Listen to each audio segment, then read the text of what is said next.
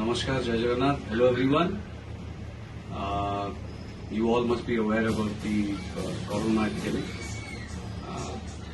तो सही समय रे असुविधा समय रे समस्ते केमती प्रिकॉशन नेबे केमती सेफ रहिबे निज फैमिली को सेफ रखिबे सही चिंता करंतु समस्ते सबको इम्पोर्टेंट है सैनिटाइज रखा निज हाथ सफा रखा सफा सुतरा जगह रहा घर कम बाहरतु and carry a mask all the time.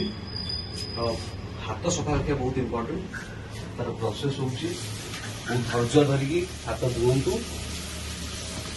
Most important thing don't forget to use a good soap hand wash जहाँ भी पेशेंटली ताकू भल से सफा करिकी कॉर्नर्स गुड़ाक धैर्य धरिकी सफा करंतु।